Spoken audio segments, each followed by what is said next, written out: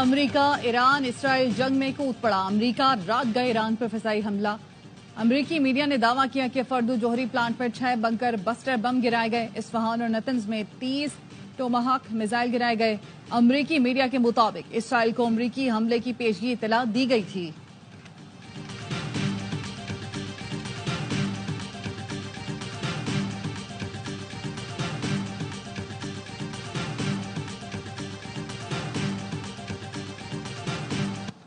A short time ago, the U.S. military carried out massive precision strikes on the 3 key nuclear facilities in the Iranian regime, Fordo, Natanz, and Esfahan.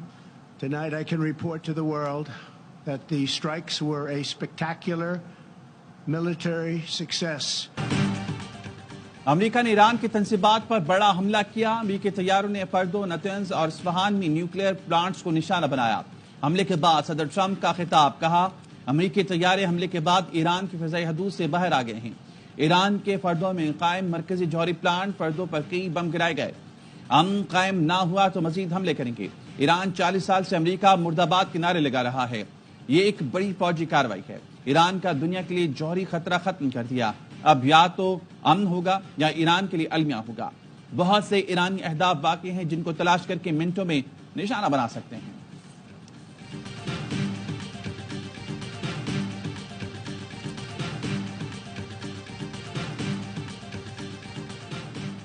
ایرانی ایٹمی توانائی ادارے نے جوہری sites پر حملوں کی تصدیق کر دی۔ اعلیٰ ایرانی عہدیدار کا کہنا ہے دشمن کے فضائی حملے میں فردو جوہری سائٹ کو نشانہ بنایا گیا۔ اصفہان اور نتنز میں بھی جوہری سائٹس کے قریب حملے کیے گئے۔ امریکی حملے سے پہلے تینوں جوہری سائٹس خالی کرا لی تھیں۔ نشانہ بنائی گئی سائٹس میں کوئی مواد نہیں تھا جو اخراج کا باعث بنے۔ جوہری تنصیبات پر حملہ عالمی قوانین کی خلاف ورزی ہے۔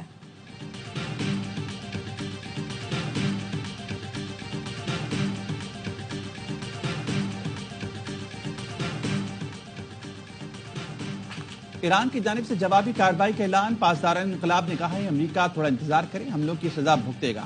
ایران مشرق وسطی میں تمام امریکی اثاثوں کو نشانہ بنائے گا۔ اب ہمارے لیے جنگ شروع ہو چکی ہے۔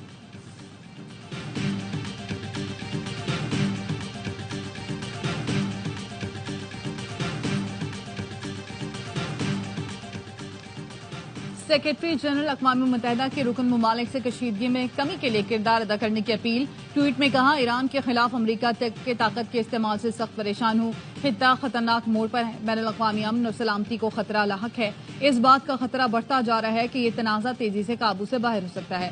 عام شہریوں، خطے اور دنیا پر تباہ کن اثرات پڑ سکتے ہیں۔ خطرناک گھڑی میں افراتفری کی لہر سے بچنا ضروری ہے۔ تنازع کا کوئی فوجی حل نہیں ہے۔ آگے بڑھنے کا واحد راستہ سفارتکاری، واحد امید امن ہے۔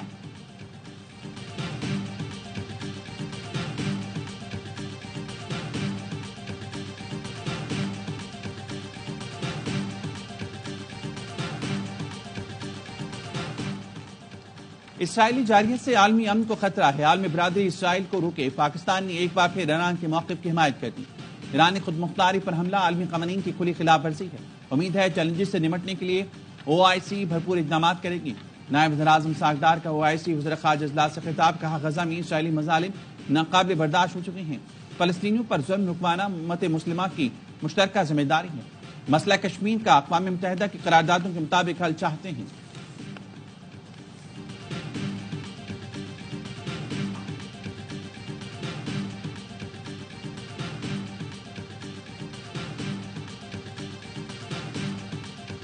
اور لازوال دوستی کی داستان، ترکی اور پاکستان۔ ترک صدر طیب اردوان کا اسحاق ڈار اور فیلڈ مارشل عاصم منیر کا ہاتھ تھام کر پاک ترک یکجہتی کا پیغام۔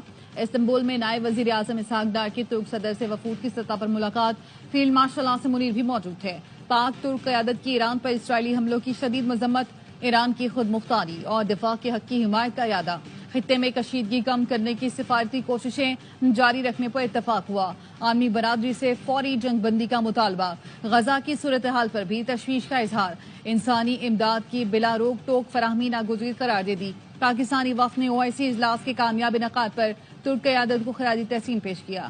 اہم ملاقات OIC وزرائے خارجہ اجلاس کے موقع پر ہوئی۔